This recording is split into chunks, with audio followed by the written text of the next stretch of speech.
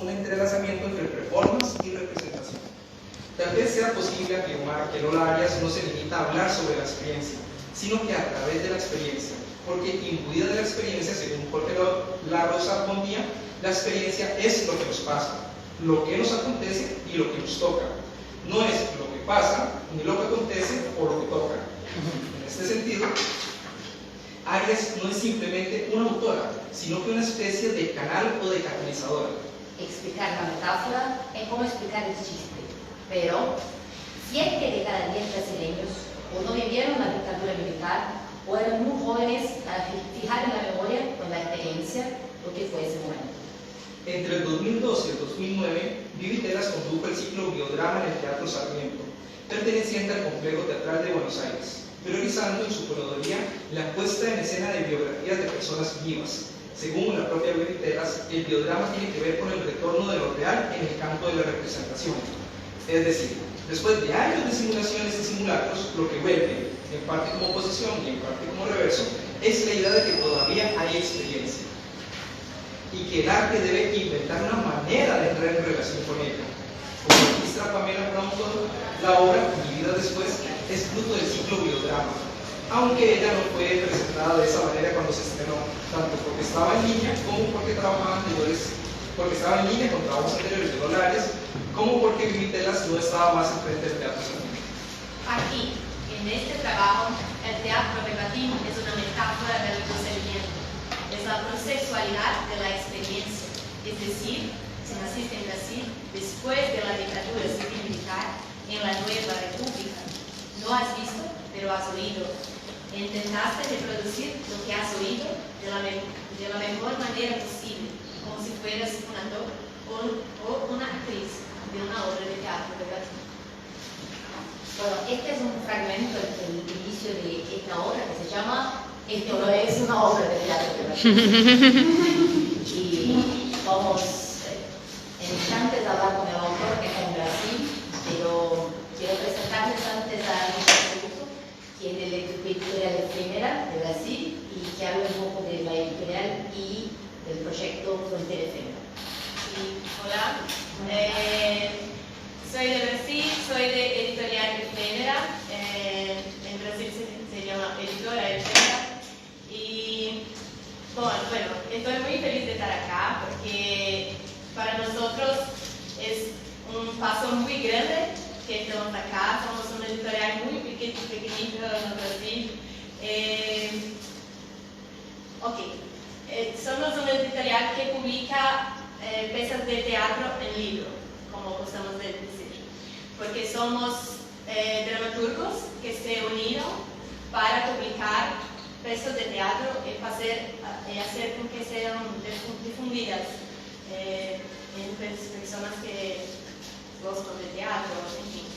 Una editorial que nace de la necesidad en Brasil de un espacio para colocarnos nuestras obras en circulación. Y estoy un poco nerviosa porque no hablo español. Fale portugués, fale portugués. Ahora voy a entrar en este asunto porque el proyecto Frontera Efémera viene de esa necesidad también que tenemos de comunicarnos con nuestros vecinos, nuestros conterráneos. Creemos que portuñol debe ser, no apenas eres como debe ser, tiene que ser la lengua del futuro.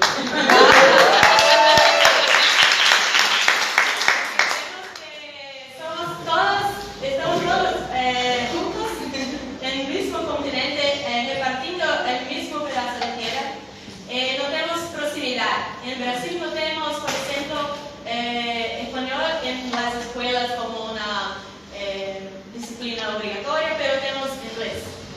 Y pues no hace sentido, porque yo estoy acá ahora, por ejemplo. Imagino también que no tienes acá lección de portugués, de clases de portugués, ¿cierto? Entonces, estoy un poco difícil de expresar, pero no llegaba.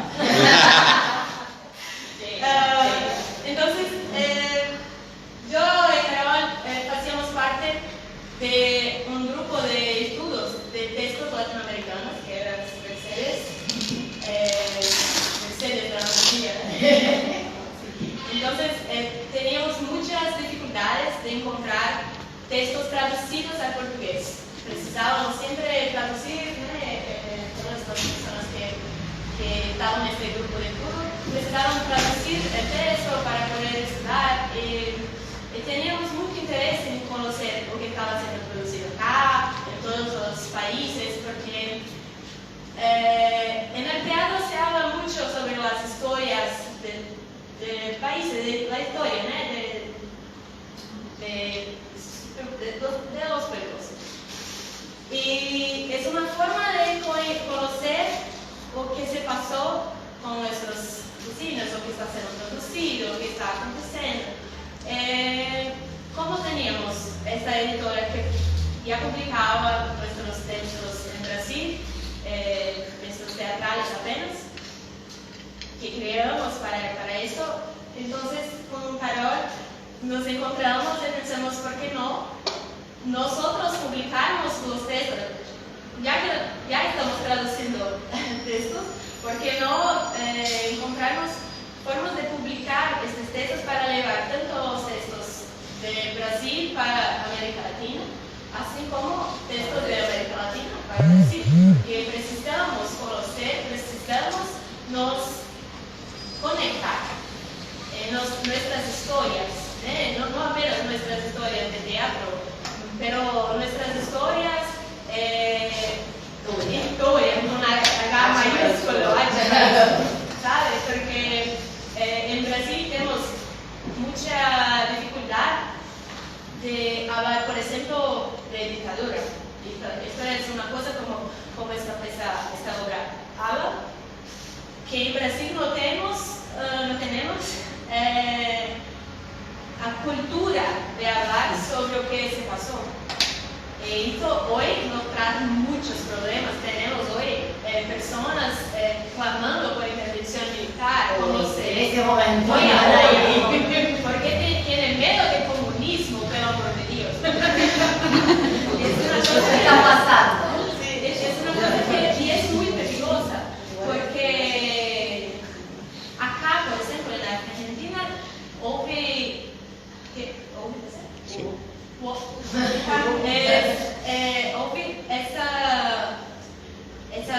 ese resgate,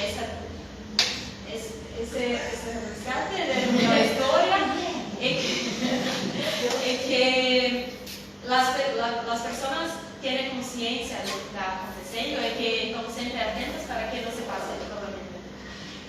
Conocer la historia de Argentina, por ejemplo, que no conocemos en Brasil, no era algo que nos he enseñado en Brasil. Que en Argentina, por ejemplo, hubo un golpe militar, sí, y que fue juzgado y que fue punido como debería ser. En Brasil nosotros no hacemos eso. Ningún otro país tiene derecho. Sí, claro. Solamente en Argentina. Es verdad. Pero pienso que en Brasil no se sabe que eso es posible de ser hecho, ¿sabes? Porque no tenemos acceso a otras historias que son tan parecidas como nuestra historia. Entonces, el proyecto Frontera Efímera tiene un poco con esa intención, un poco hasta pretenciosa de querer decir que podemos aprender y enseñar con las historias de nuestros vecinos cosas que en Brasil no nos pasan.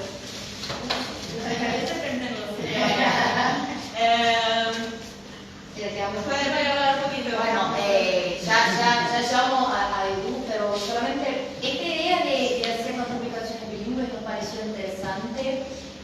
Uno, por eso queríamos acceder a las historias de los países vecinos y queríamos llevar nuestras historias a los países vecinos también, pero también nos parece una buena herramienta didáctica si pensamos en eso de que muchas veces no nos complicamos porque sentimos que no somos capaces de hablar el idioma del otro, que también es un idioma muy próximo y a veces no tenemos las posibilidades de aprenderlo. Y pensamos incluso en este formato que pone los textos como en español de un lado, en portugués del otro, que se puede como consultar. Entonces es una manera también un poco autodidacta de aprender el otro idioma y entrar en contacto con él. Y bueno, y agradecemos muchísimo por estar acá en este congreso, de verdad, porque fue el paso final para concretar algo que teníamos como un sueño y estamos muy emocionadas de verdad de estar acá. Hablamos de eso más temprano, que como el inicio, es el inicio de un sueño y ver gente soñando con nosotros nos hace más fuertes, ¿no?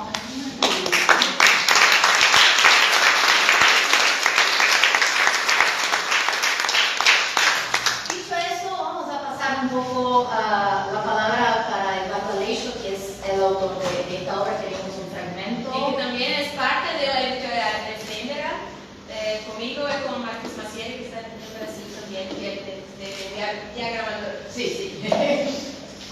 Voy a hablar.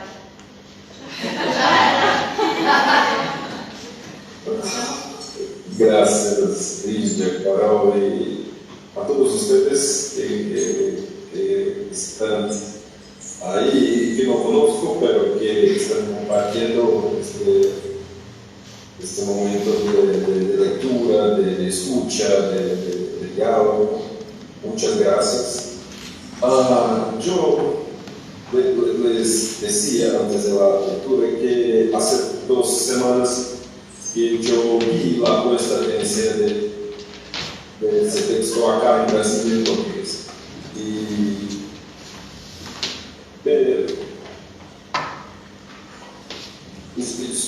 escuchar una lectura del texto en español para mí es casi increíble. Yo lo tengo porque lo vi.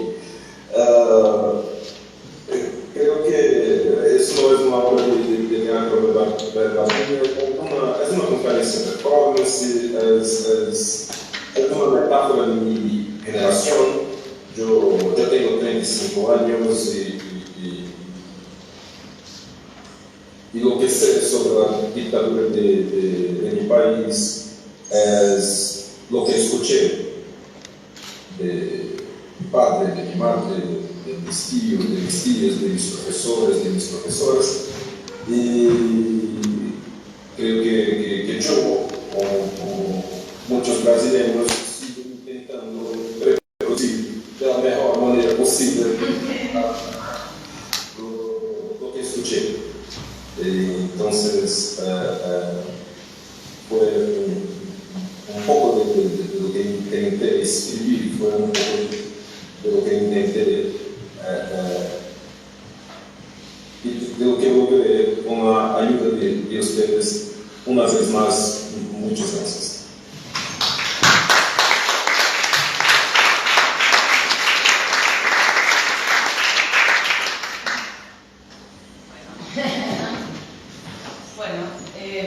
Mi nombre es Sandra Franzen y conocí a Carol Pitzer, que es la otra autora, de la otra obra de la que vamos a hablar yo un poquito y vamos a leer un fragmento que lo va a leer Karen Koch, mientras ella dormía. Primero quiero decir que me parece fantástico este puente, tener este puente con Brasil, comenzar un intercambio, que podamos publicar obras bilingües y que ustedes entiendan a la dramaturgia como un canal de conocimiento y como un canal de revisionismo histórico. Me parece eso sumamente valioso y que sea plasmado en ediciones y en ediciones libro, papel, objeto, que también me parece maravilloso, con una edición realmente preciosa que después les invito a que la vean en la mesa, porque realmente es una edición amorosa, con cuidado, ¿no? Esto es muy valioso.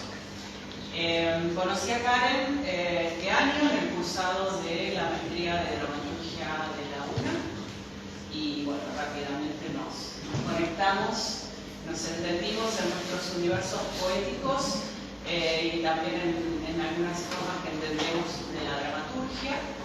Yo les voy a leer brevemente un de Carol. Tocar y sí, me la complican. Carol Pitzer es dramaturga, dramaturgista y docente, maestranda de dramaturgia de la Universidad Nacional de las Artes en Buenos Aires, estudió cine y tiene un posgrado en artes escénicas. Fue profesora de teatro en ONG ECOA, Teatro Social de Río de Janeiro, ¿puedo decir así? Sí. Y de dramaturgia en la Escuela de Teatro. Es autora de esta obra, Preciosa mientras ella dormía, y de otras muchas obras. Este es un texto muy importante de que se haya escrito, fundamental y necesario, porque trata de una temática de la que tenemos que hablar, y en especial nosotras las mujeres. La temática es el abuso, y es un tema que es tabú, y que Carol encuentra una forma para poder contarlo. Es un monólogo que tiene una estructura muy novedosa y muy interesante en su propuesta, porque la cuenta la historia en una forma que yo digo polifónica o tridimensional, porque la protagonista, Dora, es una profesora de letras en una escuela con alumnado femenino en riesgo, chicas adolescentes, y ella, cuando, les cuento la anécdota brevemente, cuando ella vuelve a su casa, en el transporte público es testigo de un abuso perpetrado por un varón a una muchacha mientras duerme. Y eso le despierta a ella en la memoria su propio abuso perpetrado por su padre cuando era niña. A partir de ahí ella comienza a empezar a memorizar y a recordar lo que le pasó, algo que estaba bloqueado. Y comienza un camino de reconocimiento con su historia, y para poder luego transmitirlo a sus alumnas y poder ayudarlas a quienes estuviesen en una misma situación de riesgo. Esta es la anécdota de la obra, y está contado desde el diálogo, es decir, desde lo que Dora dice y habla con distintos interlocutores en la obra, la policía, la madre, la médica, la pericia, porque ella luego, cuando comienza a describir esto que le sucedió, concurre a la justicia y quiere cambiarse su apellido paterno, quiere sacarse su apellido paterno y tomar el de su madre. Y la justicia, por supuesto, se lo deniega. Porque hay una construcción jurídica patriarcal que no contempla, en este caso, el pedido de una mujer que quiere ya no pertenecer a ese patronímico miembro, familia, sino que tomar el de la madre, que además el apellido de la madre es nacimiento. Y esta personaje desafía a eso, cual Antígona, y de todos modos se hace llamar con ese nombre. La obra está estructurada en el diálogo de Dora, está en el pensamiento de Dora, porque paralelamente Dora habla con sus interlocutores, pero también su pensamiento aparece desde el recuerdo, desde el pasado, desde lo que a ella le sucedió, y también desde el presente, ¿no? Desde lo que le va cambiando en su forma de pensar, ¿no? Este personaje que se cree culpable por lo que le pasó y que comienza a pelear contra esa culpabilidad y a decir: no sos culpable, sos víctima. Y que cuando enfrenta el sistema jurídico es revictimizada, que es el otro tema, gran tema que la obra tiene para mí, que es la revictimización de la víctima, es decir, entra en un sistema legal donde la vuelven a poner en un lugar de espanto, del cual ella quiere salir, sometida a pericias médicas, psicológicas, para finalmente no arribar a lo que el personaje quiere. Yo les invito a leer esta obra, que realmente es muy preciosa y muy necesaria, como decía, porque creo que nosotras tenemos que hablar de aquellos temas que, si no los hablamos nosotras, no se hablan desde otro lugar. Se han hablado durante mucho tiempo de otras cosas, y nosotras como mujeres necesitamos hablar de otras cosas.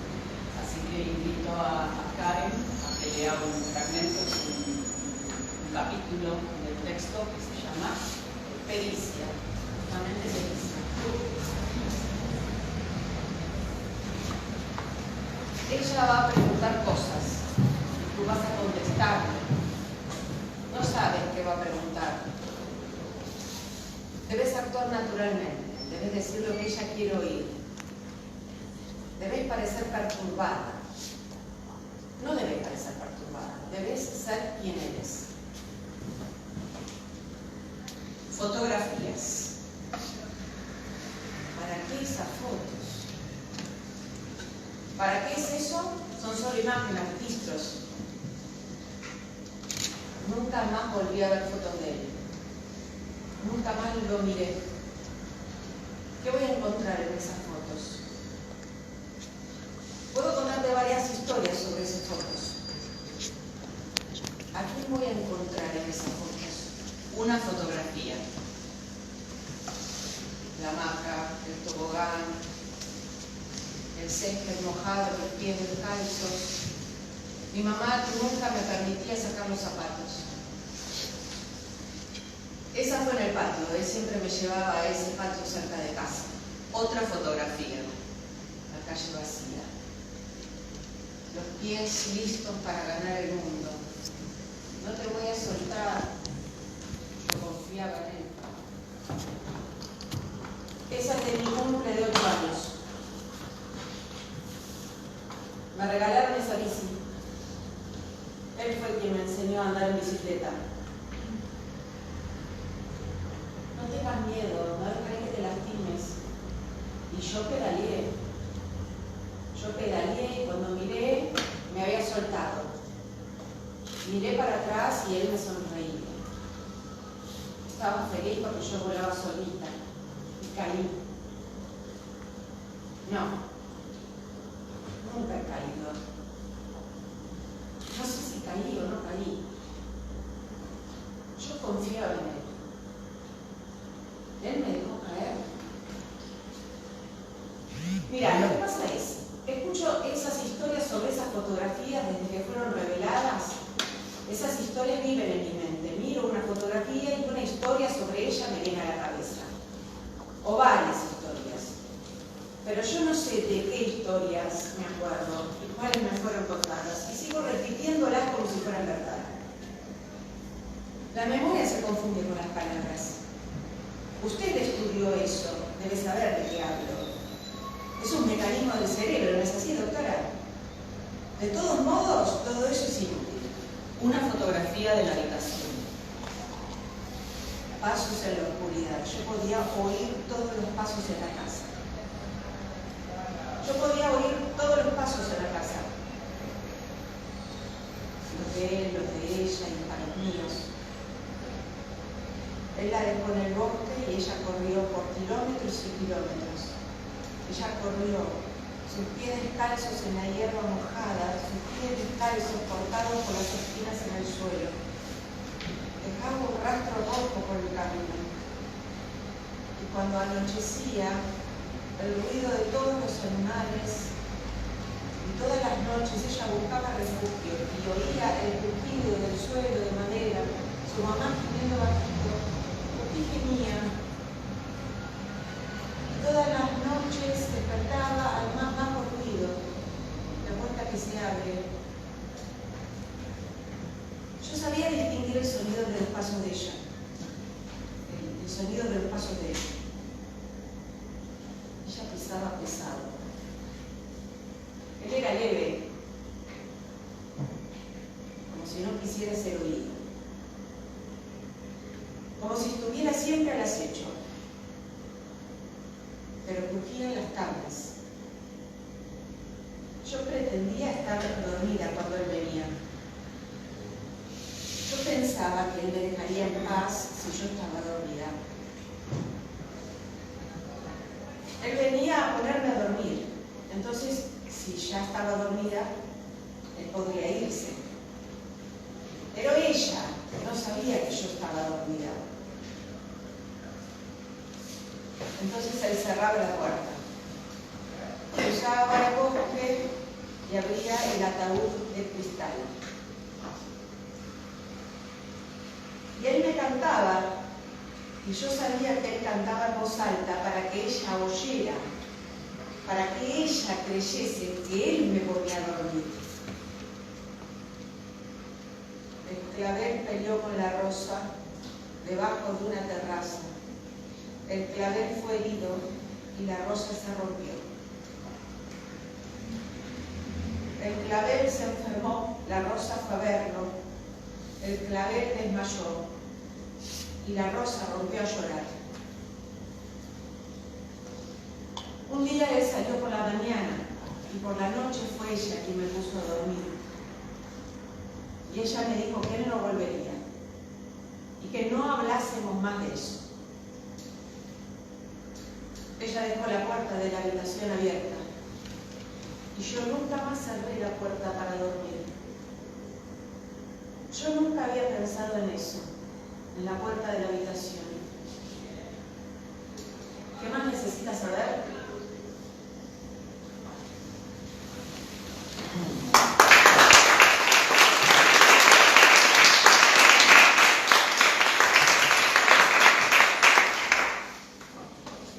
Bueno, no sé, ahora pensé que dejo para ustedes preguntar algo.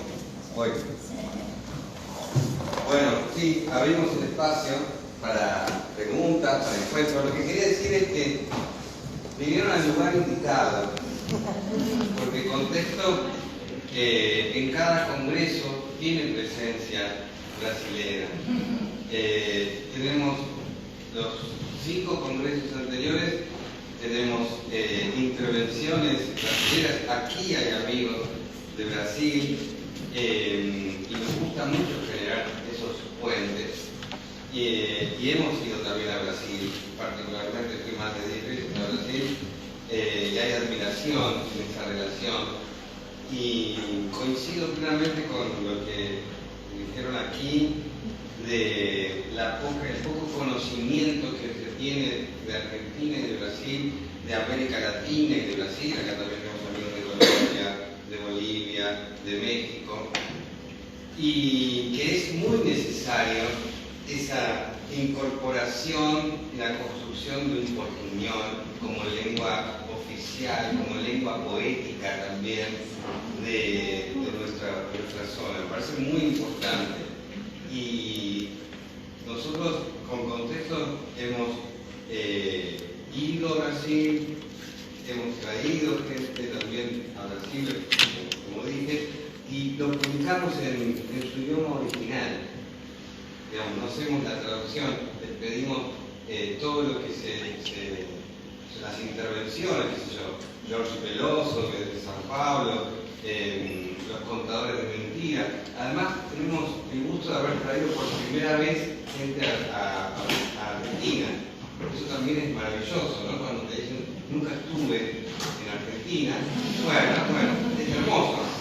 Así que creo que los puentes son muy importantes. Lo que ustedes están haciendo es un trabajo impresionante.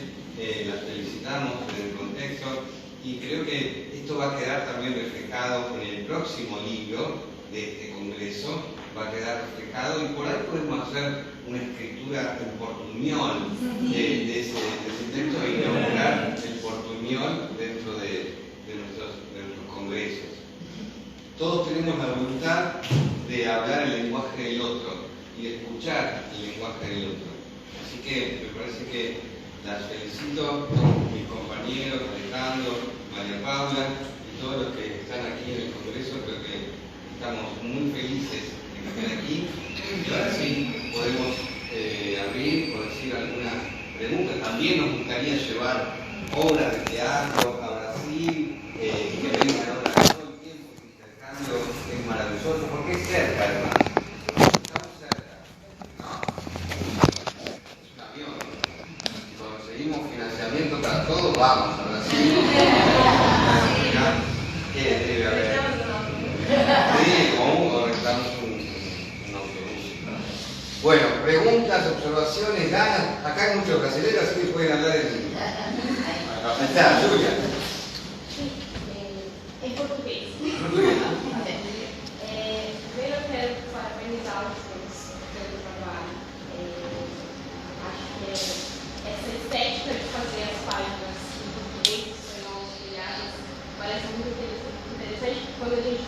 sempre vou ler aqui, aí o livro bilíngue eu tenho que ir lá no final para ver de novo ou traduzir, então assim parece uma solução gráfica genial.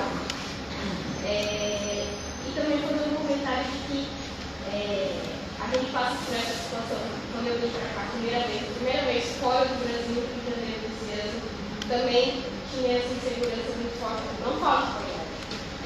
Mentira.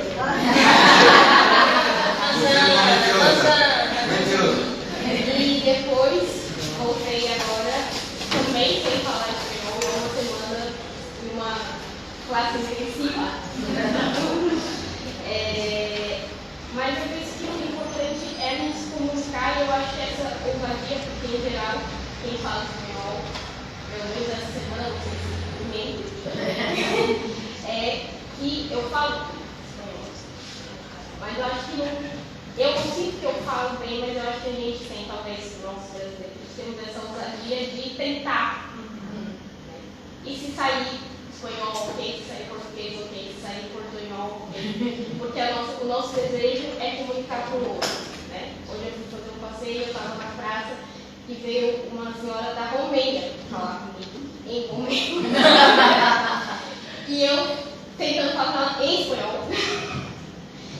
E ela queria que eu tirasse uma foto dela, eu tirei a foto, ela falou que era da Romênia, eu falei, é do Brasil. E aí ela, do jeito que ela foi, ela me disse, eu estou aqui há 4 dias, daqui 4 dias eu vou para o Rio de Janeiro.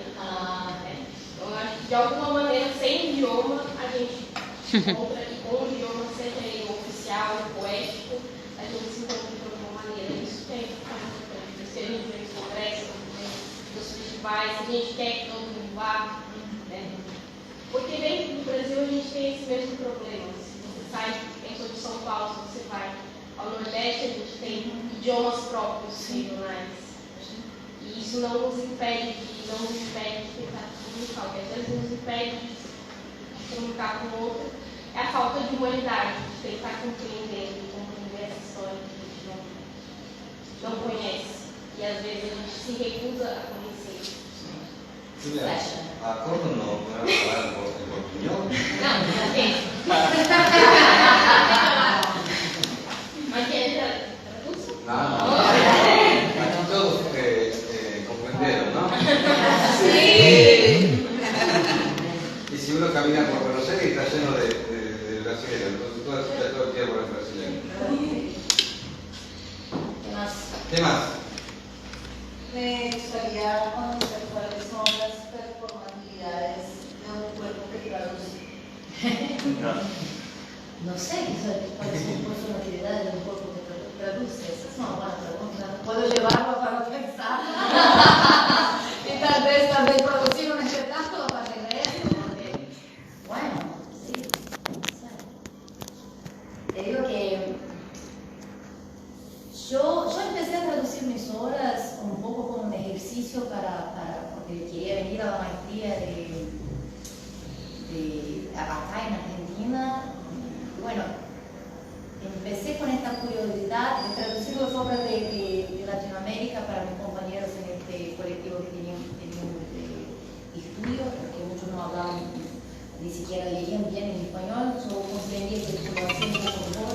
Empecé a traducirlas del español al portugués y después pensé, bueno, tal vez también sea un buen ejercicio traducir mis obras al español. Y no te contesto para nada la cosa de la performatividad del cuerpo, pero eso me dio algo como comprender cosas acerca de mi propia escritura. Por ejemplo, comprendí que escribía mucho en el subjuntivo y que eso dice algo de mí, de mis deseos, y eso es algo que como en mi idioma original no lo percibía porque lo hago naturalmente, pero cuando empecé a traducir tenía como dificultades de poner en este tiempo y ahí percibí que muchas cosas estaban en el subjuntivo y empecé a repensar mi obra y pensar, bueno, ¿por qué lo escribo tanto en el subjuntivo? Y pienso que tal vez porque esté siempre proponiendo un mundo que no está y que si fuera o cuando esté es este mundo. Bueno, a mí me parece que eso es un ejercicio bastante interesante a todos los dramaturgos, a todos los que escriben, de alguna manera, especialmente escrituras más poéticas, traducir sus obras a otros idiomas porque nos enseña algo, ¿no? No sé si Eduardo quiere hablar algo acerca de la traducción. Yo estoy de acuerdo contigo. Yo pienso que para mí, por lo menos hoy en día, la traducción es una oportunidad de pensar nuevamente el texto en mi propia lengua, en portugués. Entonces, cuando traduzco, mientras traduzco, yo hago cambios, yo reescribo el texto original. Para mí es así. Eso no me pasa. Para mí, es una buena pregunta, ¿no? Para mí, la performatividad en un cuerpo que traduce es convertirse en otro. Sí, claro. Traduce. O convertirse en el mismo, pero otro. Podemos hablar. Buscar hacerse comprender. En relación a la traducción, aquí con el texto, para seguir comprando, no tenía la oportunidad de leerlo, pero escuchando y viendo las acotaciones de estos tres momentos, ¿no? A la izquierda es lo que ella dice, a la derecha es como lo que piensa, en el medio está como la voz de los otros, el sentido común. Me llama la atención como incluso en un libro bilingüe, esa traducción que implica la traducción de uno mismo ante los demás, y quería preguntarte por esa derecha itálica que es ella misma, que con lo que escuché como que había momentos en que no sabía, como que es muy tremendamente sutil y me parece un hallazgo en qué momento es lo que ella quiere, lo que ella dice y lo que efectivamente piensa,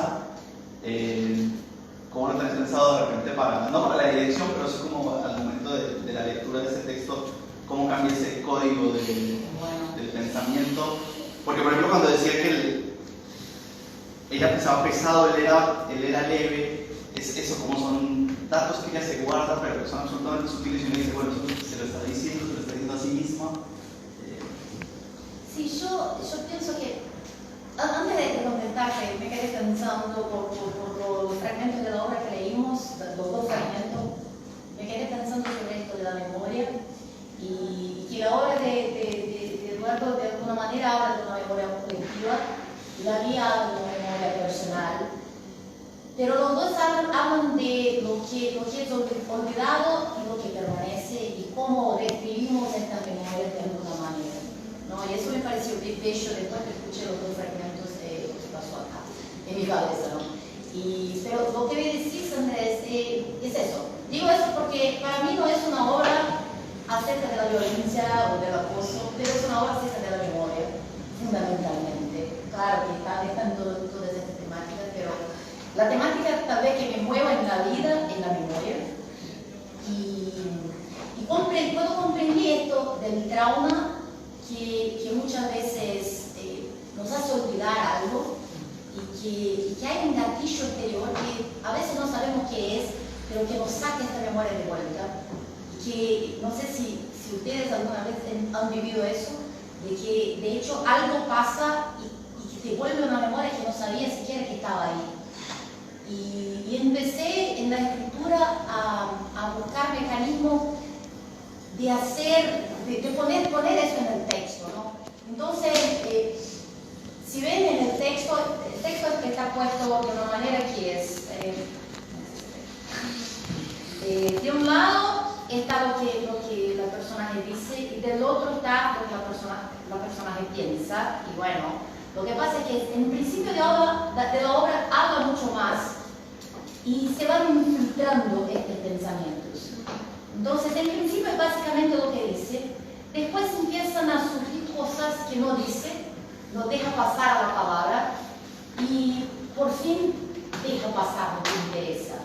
Y que pienso que es un poco lo que pasa con todos nosotros, ¿no? Que tenemos que filtrar los pensamientos para saber qué es lo que puedo decir aquí, qué es lo que tengo que modificar, porque no puedo decir eso de esta manera. A veces tengo que decir al revés de lo que estoy pensando, porque a veces no, tenemos que cortarnos de determinada manera. Y bueno, para mí fue un ejercicio formal de eso, no sé cómo se pienso que hay muchas maneras distintas de ponerlo. Y la apuesta que tuvimos en Brasil en 2017, 18 y 19, que fue dirigida por Eliana Montero, hacían esta, bueno, teníamos una actriz que era genial, pero les gustó mucho Luciana Guedes se llama, porque fue una actriz muchos años de teatro de Vestigio. Y bueno, pero también les gustó mucho eso de encontrar los dos registros distintos del pensamiento a la habla, ¿no? En la escena, para que el público comprendiera que acá habla, verdaderamente acá, estas palabras que salen de la boca, pero no son hablas, un pensamiento. Y había como recursos estéticos de luz y sonido que también cambiaban como de este momento que estamos en su cabeza, en su mente, y este momento que estamos en la realidad. Pero pienso que es eso, casi no hay aprobaciones en la obra, porque a mí me gusta escribir de una manera de libertad al director, que la piense y que llene los huecos como le encante. No sé si te contesté antes. Gracias. ¿Alguien más quiere preguntar, observar? ¿Me ayuda?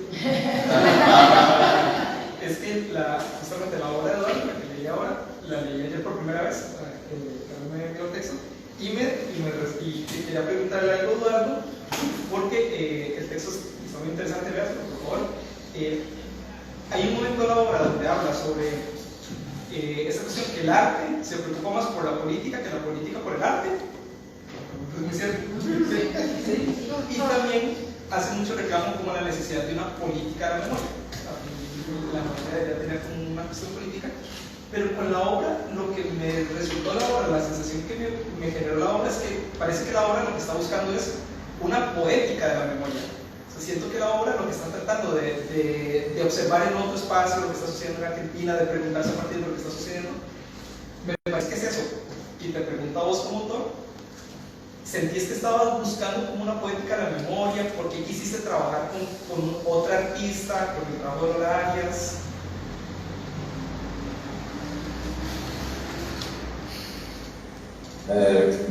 Gracias por tu pregunta. Esta obra, de hecho, es calcada en una tesis de maestría. De mi maestría, que se llama Dramaturgia en campo expandido, el proceso creativo de Lola Arias. Y en las escuelas de dramaturgia que tenemos en Brasil, yo conocí Ligia y Carol en una de ellas. Siempre nos dicen para escribir la estructura que el contenido del texto pide. Entonces, escribir sobre dramaturgia en campo expandido, intentando hacer una dramaturgia en campo expandido, escribir sobre Lola Arias, intentando reproducir algunos de los procedimientos que ella también usa, me pareció razonable.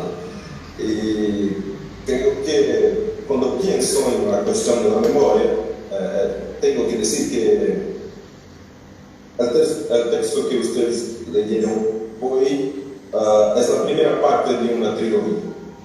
En la tercera parte yo escribí un poco sobre una noción, un concepto de memoria disruptiva, que es un concepto de las artes visuales y que todavía no usamos en las artes escénicas, y que tiene que ver con una mirada al pasado, pero desde el presente.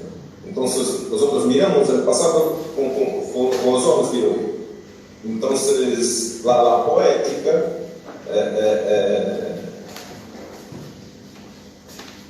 es un poco esa, creo que la memoria disruptiva es una memoria que puede interrumpir, ¿es eso?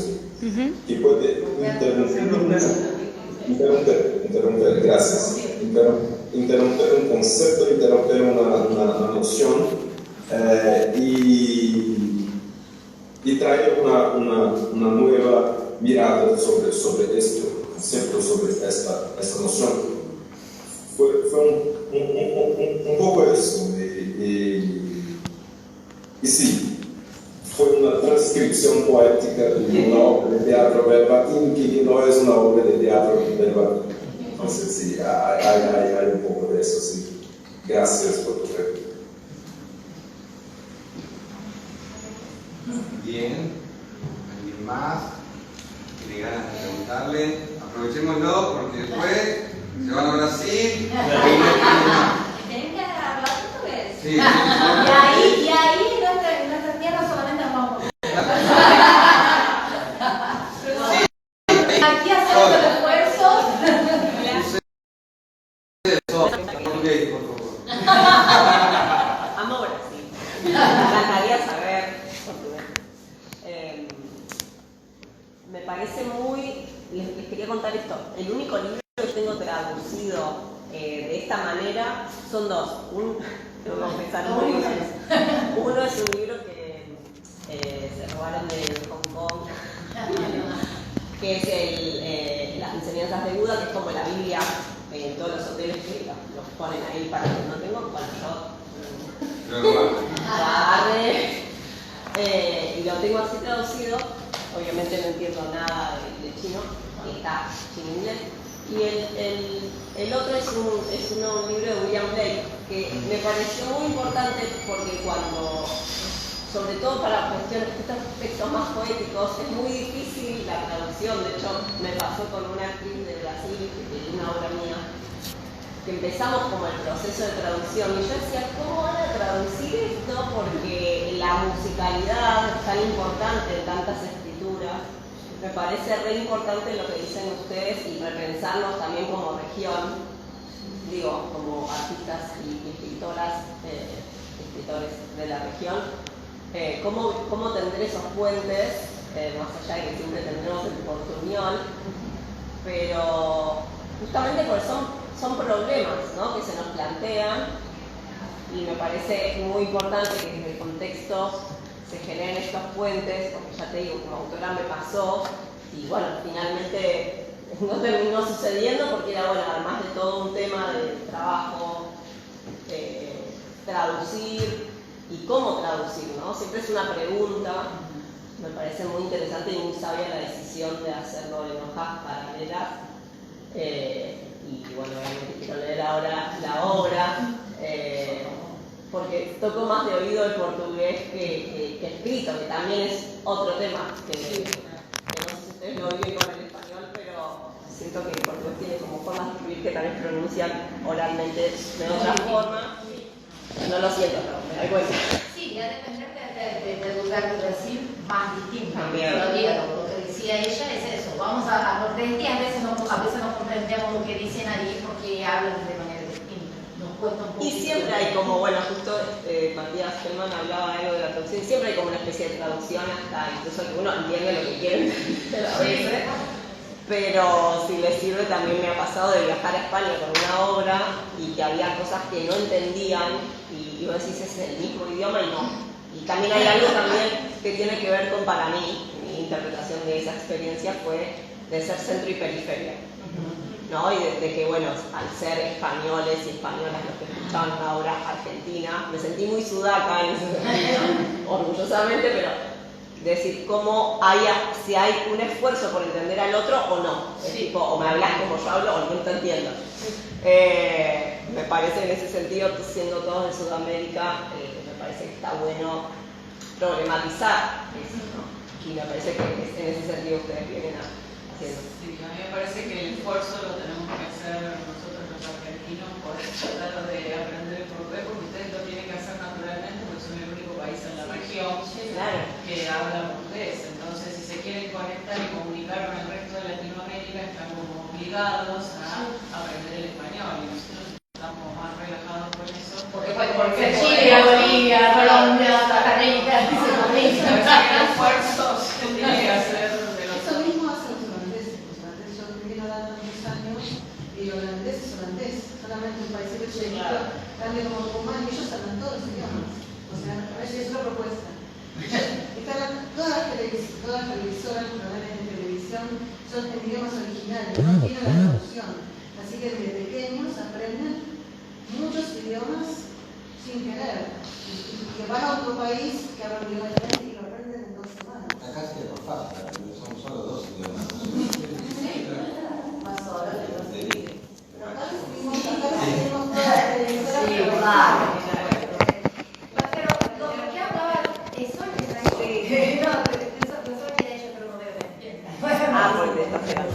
pero lo que hablábamos, me quedé pensando en eso, en ese fragmento que leyó Karen, porque de hecho hay una canción una canción de cuna que está ahí y que me puse por un tiempo cuando estaba traduciendo a pesquisar, a buscar, a ver si había algo similar y después me pensé, bueno, no voy a hacerlo porque bueno, si quiero traducirlo al español, si va a España, si va a Bolivia, si va a Costa Rica, si va a Argentina, van a ser cosas distintas. Entonces y a mí me gusta mucho, me gustó también elegir esta canción específica para la versión en portugués. Bueno, hay muchas versiones de cuna, y esta tenía como ese significado de más tétrico. Que me parecía, y bueno, me pareció fue una decisión mía traducirla literal ahí y que bueno, la dirección encuentre algo que sirva en este momento en el país en donde sea puesto en escena, porque es eso, ¿no? No estoy haciendo una traducción específica para una puesta, sino estoy haciendo una traducción para el libro, entonces a veces hay que tomar una decisión, ¿no? También a mí me parece que también la traducción se pone muy en manifiesta la territorialidad del teatro, ¿no? Me pasó en una obra que yo hacía como un cover de María Elena Walsh, digo, cuánto, más allá de que María Elena Walsh es mundialmente conocida, pero cuánto se lee ese intertexto en otros lugares. Sí, claro. O mencionar incluso lugares físicos, ¿no? Como que nunca nadie sabe dónde cae Ituzaingó, o no sé si ustedes saben dónde cae Ituzaingó. Entonces, siempre es como un desafío y me parece que está bueno también traducir como abriendo, no cerrando. Así que las felicito. Les felicito. Bien. Sí, ¿qué más? Em português. Você quer? Oi, Andrés. Goianienta. Goianiense. Na verdade é mais um momento assim, porque estou muito feliz de estar aqui, né? Minha primeira vez em Buenos Aires, na Argentina. Romper as barreiras do nosso país, romper as barreiras do próprio estado, isso para mim sempre foi um sonho e sempre foi o teatro que me levou a esses lugares, né? Então, pelo meu trabalho, pela minha arte, desde a faculdade, né, desde quando eu comecei a fazer teatro, eu sempre conheci outros lugares, outras culturas através do teatro, e isso me enche cada vez mais, dá fôlego cada vez mais. Então, agradecer vocês por também fazer essa ponte, ajudar as pessoas a também atravessar barreiras, né?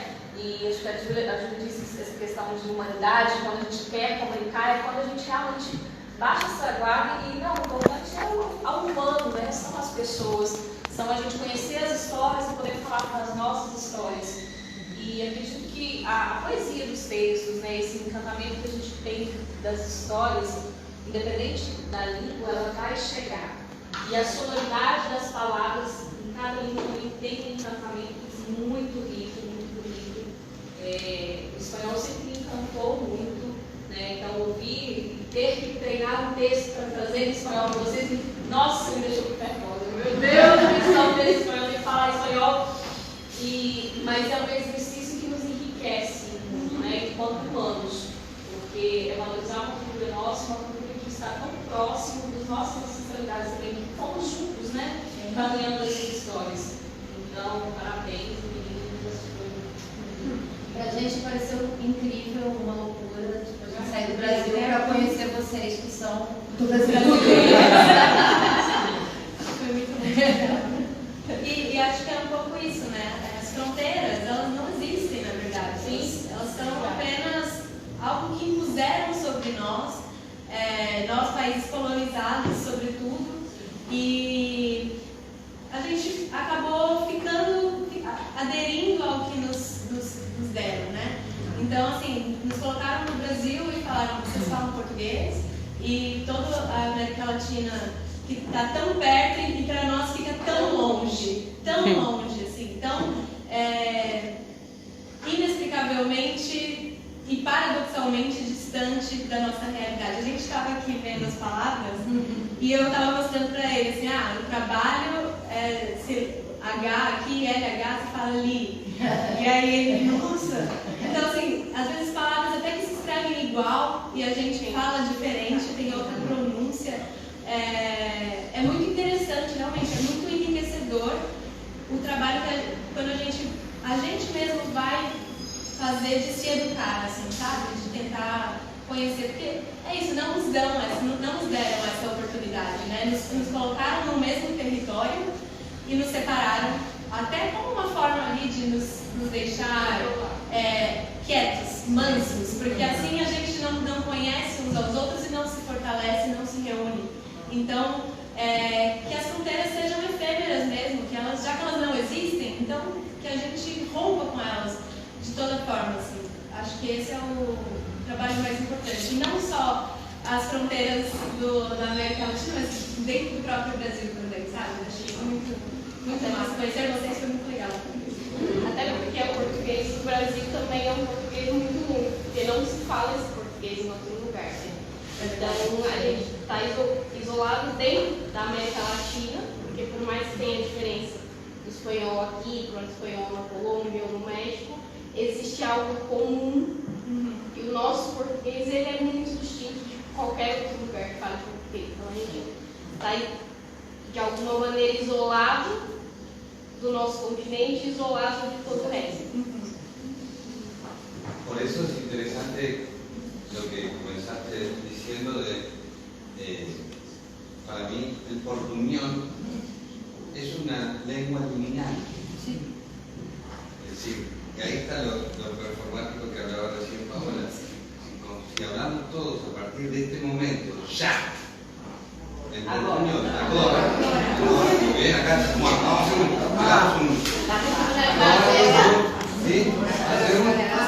y es una lengua liminal y estamos poniendo en práctica nuestro cuerpo, nuestra voluntad, nuestras ganas de encontrarnos. Estamos poniendo una acción política. Sí, y decimos que el título del proyecto, Frontera Efémera, está en portuñol, lo sabemos, está en propósito. Frontera en portugués es frontera, y efímera no es efímera, es efímera. Juntamos palabras de los dos idiomas a propósito porque nos parecía algo político. Hay un film de un brasileño que se llama Portuñol. Está en plataforma, que es muy bueno porque toma las fronteras, ¿no? de Argentina, Paraguay y Brasil y cómo se paran en esas fronteras. Bueno, qué bueno. Grande. ¿Alguien más? Yo. Hola, bueno, pues gracias por presentarnos este material.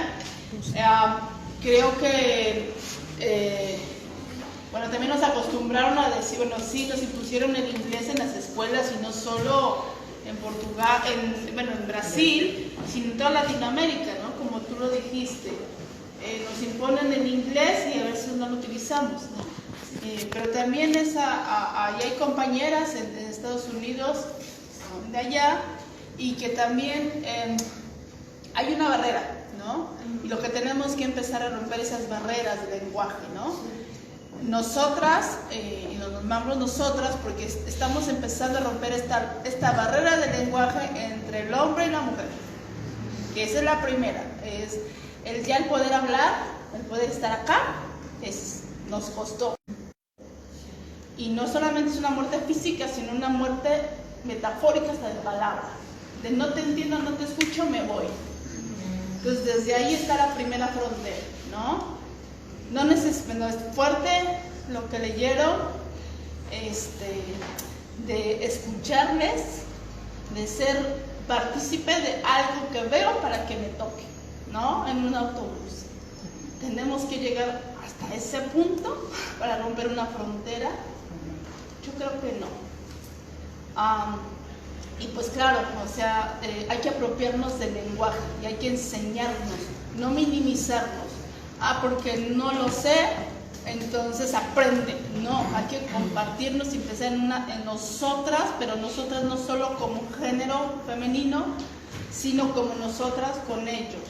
En nosotros, en nosotres, porque sigue lastimando a mucha gente decir nosotres, ¿no? Nos dicen, es que no es el lenguaje de la Real Academia. Y no solamente por hombres, mujeres de 60, 70 años. Tengo una compañera que quiero mucho y me dice, sí, más jóvenes, y dice, es que les altera el que nosotras escribamos el X o el es, ¿no? Yo ya le dije que a mí ya me reprobaron de la Real Academia porque lo ocupo, ¿no?